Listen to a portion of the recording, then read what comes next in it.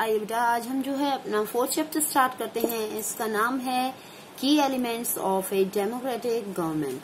ठीक है, तो की एलिमेंट्स का मतलब होता है तत्व कि ऐसे कौन से मुख्य तत्व हैं जो एक लोकतांत्रिक, डेमोक्रेटिक मीन्स लोकतांत्रिक और गवर्नमेंट मीन्स सरकार, तो एक डेमोक्रेटिक कंट्री के लिए जो है बहुत ज्यादा जरूरी होते हैं। ठीक है, बेसिकली जो है एक हम लेसन को समझेंगे कि किस तरीके से जो है लोकतांत्रिक सरकारों के कामों को प्रभावित करने वाली कुछ मुख्य बातें होती हैं। ठीक है, कि कौन कौन सी ऐसी मुख्य बातें हैं, कौन सी ऐसी समस्याएं हैं, उनका कैसे समाधान निकाला जाता है, समानता और न्याय के विचार कैसे शामिल किए गए, ये सब चीजें जो हैं हम इस लेसन के अंदर जानेंगे। ठीक है, और इस लेसन को में जो है लोकतांत्रिक व्यवस्था अगर ना हो तो क्या होता है, इस बारे में भी हम जानेंगे। और इसके अंदर हम जो है स्पेशली दक्षिण अफ्रीका का भी एग्जांपल लेंगे, जिसके में जो है माया की स्टोरी दी गई है। तो माया का जीवन कैसा है वहां पर दक्षिण अफ्रीका में, जहां पर की एक डेमोक्रेटिक गवर्नमेंट काम नहीं करती है। ठीक है, now we will start our chapter. As you see here is a map में जो है ये here India and this is South Africa. Okay, तो इंडिया जो है, इंडिया को दिखाया गया है, इधर से साउथ अफ्रीका को दिखाया गया है। ये स्टार्टिंग यहाँ से होती है आपकी लेसन की। उसके बाद हम लेसन स्टार्ट करते हैं। देखो, South Africa is a country that has people of several races. There are black people who belong to South Africa, whites who came there to settle, and Indians who came as laborers and traders. Okay, तो दक्षिण Africa जो है यहाँ पर क्या बताते हैं कि एक ऐसा देश है बेटे जहाँ कई प्रजातियों के लोग रहते हैं। ठीक है, कुछ जो है गोरे हैं, काले हैं, और कुछ ऐसे हैं जिनकी त्वचा कैसी है, जिनकी त्वचा का रंग सांवला है, जैसे इंडियंस हैं जो वहां यहाँ पर क्या करने के लिए आए हैं, जो यहाँ पर मजदूरी और या फिर व्यापार करने के लिए आए हैं। ठीक है, माया, उसके बाद एग्जाम्पल है यहाँ पर माया नायडू का। ठीक है, an 11-year-old South African girl living in the town of Johannesburg was helping her mother clear up her old boxes. She found a scrapbook full of pictures and newspaper articles. There were many pictures of a young schoolboy of around 15 years old who, when she asked her mother who the boy was, she was told that he was called Hector Peterson. ठीक है, तो इस तरीके से जो है ये बताते हैं कि ये जो एक बता रहे हैं शुरू में कैसा होता है कि माया नायडू एक लड़की है, 11 years old लड़की है वो। ठीक है, वो दक्षिण अफ्रीका में रहती है, और जो है माया नायडू एक दिन क्या कर रही है, पुराने बक्सों की सफाई करती है। तो उसकी माँ अपनी माँ की मदद से वो ये काम कर रही होती है, तो उसे एक क्या मिलता है, उसे एक रजिस्टर मिलता है, वहां पर स्क्रैप बुक मिलती है बेटे उसको। उसके अंदर क्या होते हैं, बहुत सारे अखबारों की जो है उसके अंदर पिक्चर्स वगैरह काट करके लगाई होती है। तो उसको देखने से पता लगता है कि उसमें एक 15 years old यानी 15 साल के एक स्कूल जाने वाले बच्चे की भी बहुत सारी तस्वीरें थी। तो माया ने पूछा कि उस लड़के के बारे में, तो उसकी माँ ने उसे बताया कि इसका नाम क्या है, हेक्टर पीटरसन है, और उसको पुलिस ने क्या कर दिया था, गोली मार दी थी। माया को बड़ा झटका लगा, उसने पूछा क्यों। ठीक है, पीटरसन, उसके बाद ही had been shot by the police. Maya was shocked why she asked. इस तरीके से माया को शॉक्ड होता है, उसको जो है आश्चर्य होता है। Her mother explain that south Africa was earlier govern by apartheid laws. Apartheid means separation on the basis of race.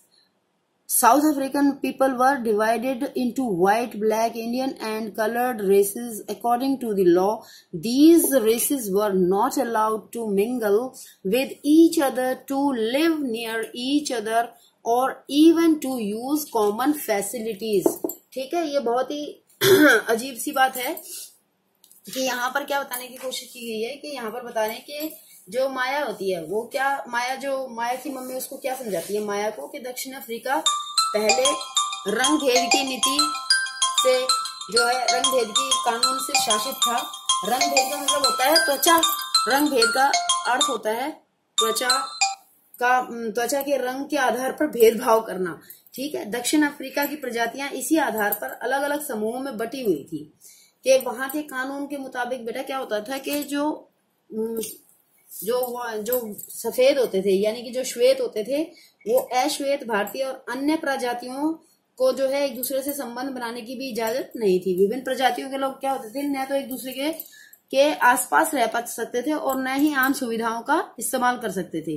कि इस तरीके से ये सब क्या थे कि ये जो है ये रंग के आधार पर जो है इस तरीके से बटे हुए थे।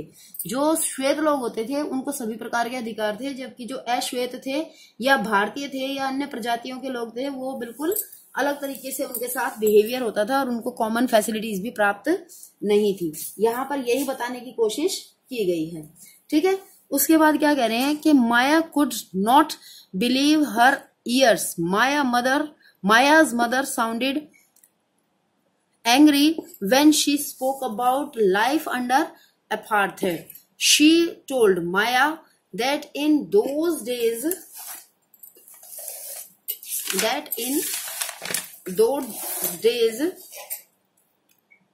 hospitals were separate and so were ambulances. ठीक है, उसके बाद है an ambulance meant for white people would always be well equipped, while one meant for black people was not. There were separate trains and buses. Even the bus stops were different for black and white people. कि वहां पर इतना ज्यादा racism था बेटा, इतना ज्यादा जो है रंग भेद की नीति को अपनाया जाता था कि सफेद और जो गोरे लोग थे उनके बीच में बहुत ही ज्यादा अंतर होता था। ठीक है, जो रंग भेद के तहत जो है जिस तरह का जीवन था उसको बताते हुए माया की माँ को बहुत ही ज्यादा एंगर हो रहा था, यानी कि उसको गुस्सा आ रहा था कि किस तरीके से उन्होंने बताया कि श्वेत और अश्वेत लोगों के अस्पताल भी अलग होते थे। ठीक है, अस्पताल में जो एम्बुलेंसेस होती हैं वो भी अलग होती थी। जो श्वेत वाले जो लोग होते थे उनकी वेल इक्विप्ड का मतलब होता है कि उसके अंदर जैसे ऑक्सीजन का सिलेंडर हो गया, अच्छी जो है सुविधाएं होती थी उन एम्बुलेंसेस के अंदर, जबकि जो ब्लैक वाले होते थे उनकी किसी भी प्रकार की कोई सुविधा प्राप्त नहीं होती थी। यहां तक भी ये कह रहे हैं कि इन्होंने ये बताया कि ये ट्रेन एंड बसेस भी उनके लिए अलग से होती थी। इतना बुरा हाल था वहां पर। और even the bus stops were different for black and white, तो बस स्टैंड भी अलग होते थे गोरे और काले लोगों के लिए। इतना ज्यादा वहां पे भेदभाव किया जाता था। कहां पर, कहां की बात कर रहे हैं हम? साउथ अफ्रीका की बात कर रहे हैं हम। Non whites were not allowed to vote. जो नॉन व्हाइट थे यानी कि अश्वेत थे उनको वोट डालने का भी अधिकार नहीं था। The best land in the country was reserved for the white people, and non-whites had to live on the worst available land.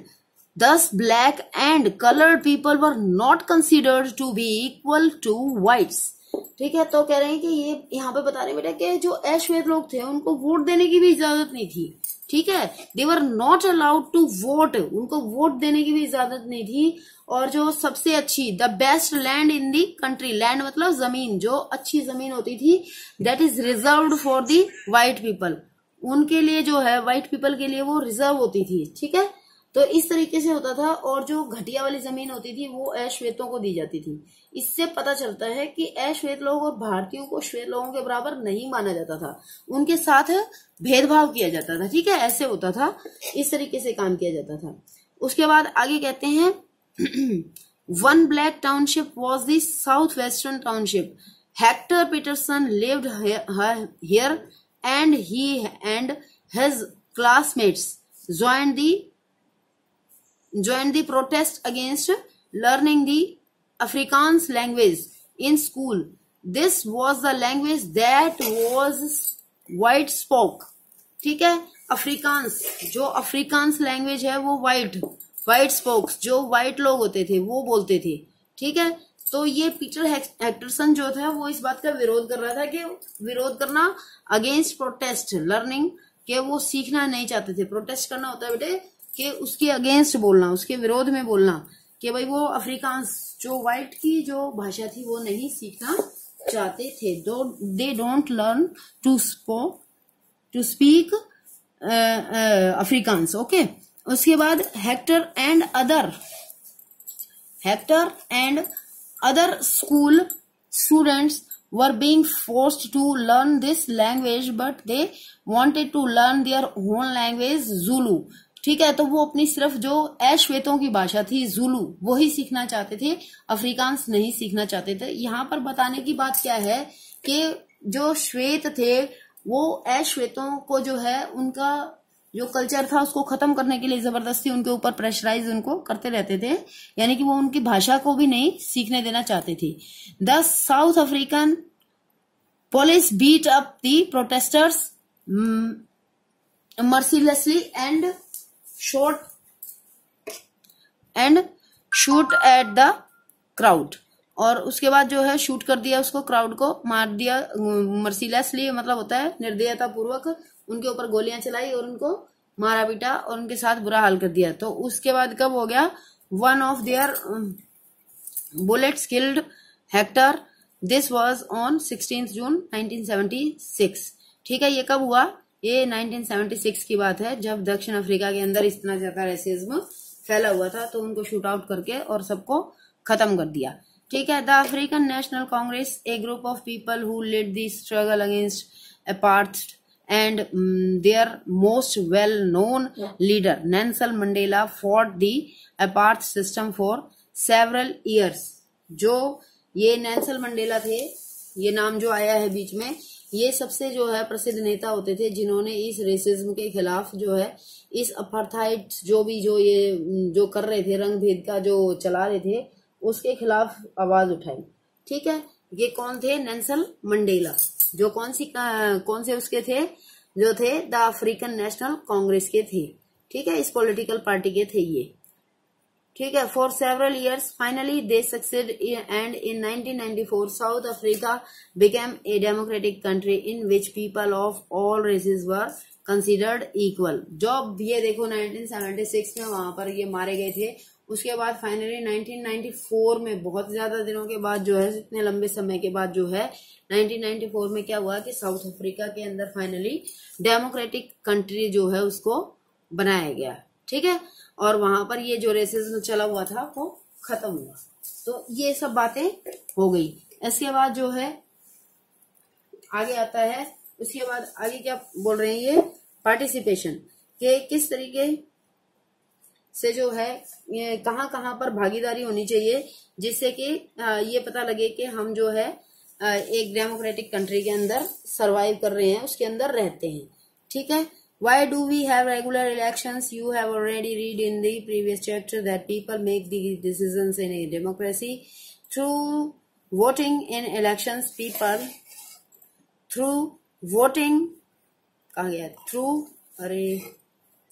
why do we have regular elections? You have already read in the previous chapter that people make the decisions in a democracy through voting in elections. People elect leaders to represent them. These representatives take decisions on behalf of the people. In doing so, it is assumed that they will keep in mind that voices and interests of the people. ये यहाँ पे क्या कह रहे हैं बेटा, हमारे यहाँ नियमित रूप से चुनाव क्यों होते हैं, क्यों ये सब चीजें हमने अपने प्रीवियस चैप्टर में पढ़ी हैं, पिछले लेसन में पढ़ी थी कि चुनाव में जो है वोट दे करके लोग अपने प्रतिनिधि चुनते हैं और ये चुने हुए प्रतिनिधि जो है वो इन लोगों की तरफ से निर्णय लेते हैं। यह मानकर चला जाता है कि प्रतिनिधि जो भी निर्णय लेंगे वो जो है निर्णय लेते वक्त ये ध्यान में रखेंगे कि लोगों के क्या क्या जरूरतें थी, उनकी मांगे क्या क्या थी, कि किस सोच के साथ जो है लोगों ने उनको वोट दिया है। ठीक है, उसके बाद देखो, all government are elected for fixed period in India, this period is 5 years। तो जैसे पिछले लेसन में भी हमने बताया था कि इंडिया के अंदर जो है कितने सालों के जो है कितना टाइम ड्यूरेशन होता है इलेक्शंस के लिए, 5 years। 5 years के बाद जो है जो है फिर से चुनाव होते हैं। ठीक है, उसके बाद once elected government can stay in power only for that period मतलब 5 years। okay, if they want to continue to be in power then they have to be re-elected by the people. This is a moment when people can sense their power in a democracy. In this way the power of the government gets limited by regular elections। ठीक है, तो इसमें क्या कहा गया है कि अगर जो है सरकार फिर से जो है आना चाहती है, सत्ता में आना चाहती है, अगर मतलब वो सोचते हैं कि हमें फिर से लोग चुनाव में जीत जाएं हम, तो इसके लिए उनको चुनाव में जीते हुए जो पार्टियां होती हैं उनको क्या करना पड़ता है, उनको अच्छा काम करना पड़ता है और लोगों की इच्छाओं का ध्यान रखना पड़ता है। ठीक है, तभी जो है लोग उनको दोबारा से वोट देंगे और उनको चुनेंगे। इस तरीके से ये काम होगा।